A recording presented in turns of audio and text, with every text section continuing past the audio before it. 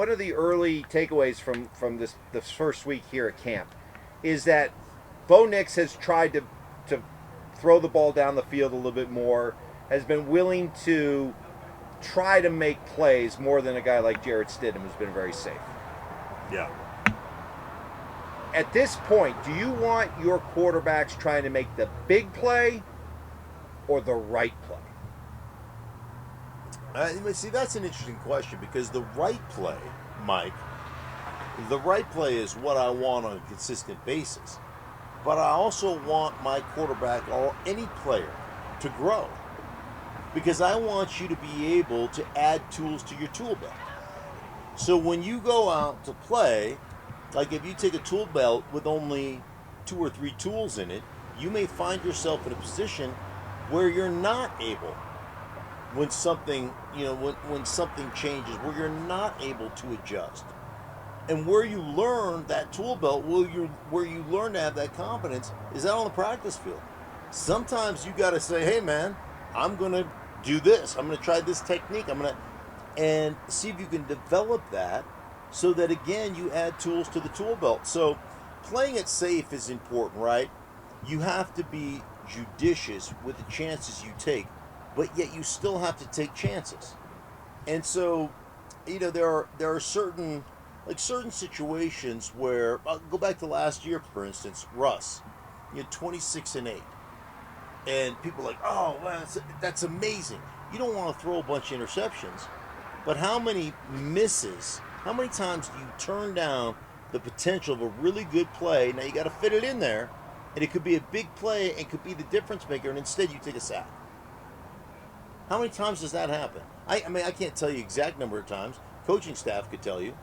But those are things where you're like, dude, at some point, you gotta push the ball. At some point, you gotta make a throw. And so the only place you learn in life, forget about just sports, the only place you learn is when you're willing to take a chance. When you're willing to play, like I love the 80s, right? And I love 80s alternative music. One of my favorite lines of any song is from the Psychedelic Furs, Love My Way. You know the song, Love My Way? Yes. One of the lines in that is, you can never win or lose if you don't run the race. I'm going to run the race. I want to see where I end up. Hey man, I may get my ass kicked. At least I know. I know. A lot of people in life are afraid to run the race. They just want to play it safe so they don't take the ridicule or don't take the criticism or don't take, I don't want to play that way. But we just came off a season with watching Sean and Russ and this awkward mix where I would get the sense that there were times where Sean would be standing over there and you could sense his frustration and anger, how he felt like he was losing control of what he wanted his quarterback to do. That he wants his quarterback to be an extension of him out there. And he didn't like the idea that Russ was sort of a wild card, that Russ would change plays, that Russ would go with the ball instead of taking the really high percentage throw in the middle of the field, he'd take the more risky 50-50 ball to the outside. So for a guy who likes his quarterback to play a certain way, don't you think he's more inclined to want his quarterback to make the right play rather than trying to make the big play? I think he definitely wants this guy to make the right play, but the difference, what you're explaining, is not necessarily what happened. There's a difference between saying, okay, we got a candidate package, right? And we're looking for a specific type of defense, whether it's a defensive front, safety rotation, whatever the case may be.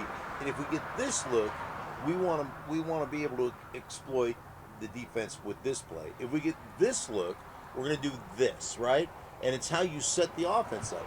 And then your quarterback goes, well, we got the look that we're looking for, but I'm checking to something that we don't have in the game plan. Like, that's where Sean gets frustrated, and that is freelance. That's like, because ultimately what you do as a play caller, now I'm not setting things up. Like, I was talking to a coach the other day, And just one of my contacts, and nothing to do with the Broncos, but just one of my contacts that I keep in touch with. And we're talking about just the first 15 in game planning. And he says in the first 15, we had 15 different personnel groupings and formations. And then we chart how they match those 15 plays, how they match them, what coverage they're in, what front they're deciding to play, how they're going to match that. And then basically say, hey man, this play we thought was going to be good isn't good. Why? Because they've matched it with a defense that really makes it hard to run. But this play, they're going to play in this formation. They're going to play, for instance, let's call it West slot. So you got 2 tight ends on the right side, 2 big tight ends, and you've got a slot, an X and a Z on the other side. And they don't bring corners over, meaning they're going to play a zone. Well, you know what happens in that particular formation? That corner that's hanging over that tight end is run force. So what are we going to do? Let's run strong and let's beat that little turd up, right? And how's that going to affect him? He's 190 pounds. Let's beat him up, and then how's that going to affect him in coverage when we do get him one-on-one? When we do, so that's what you're looking for. And if your quarterback, you get into something and you're like, oh, we got the perfect thing, and he decides, I'm gonna be a hero. I'm gonna play hero ball. I'm gonna high knee it over here and call my own play. Here comes the airplane. Airplane on 2. Hat. Then you've effectively neutered your coaching staff. And everything that you've game planned and tried to do, now all of a sudden is like, so now we're just calling plays. You're telling me Russ would completely ignore 100%. Just flat out. Well, I'm telling you, 100%. So this wasn't a case of, hey, you go to the line of scrimmage. It wasn't. And based on what you see, you have the freedom as the quarterback to change from one play to another. You're saying this was just rank, blatant insubordination. Yes, I'm saying you got from this look, we do this, from this look, we do that, to looking at that and going, no, I'm going to do this. Explain the tell that you saw on Friday. Well, the tell to me was at the beginning of practice, before they go to stretch, they run plays. And so the whole offense lines up and runs it against the defense, and it's just about repetition. So it's about getting in and out of the huddle, getting the play call, the coach calls it in, blah, blah, blah, blah, blah, blah, and you run it. So on one field, it's Stidham and Zach Wilson. The other field was, and they're splitting reps, they're sharing reps. The other field was the 2s, but it was all Bo Nix. And so, which tells me, man, we are making sure that Bo Nix hears every call, that spits out every call, that operates and runs every play during this 20-minute period. Because we are making sure that he has every chance to continue to grow.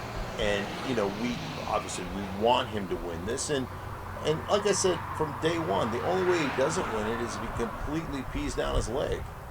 And I just don't see that happening. So if he isn't the starter, it is a giant red flag. Correct. It means he lost the job. Correct. It's his job to lose. Again, correct.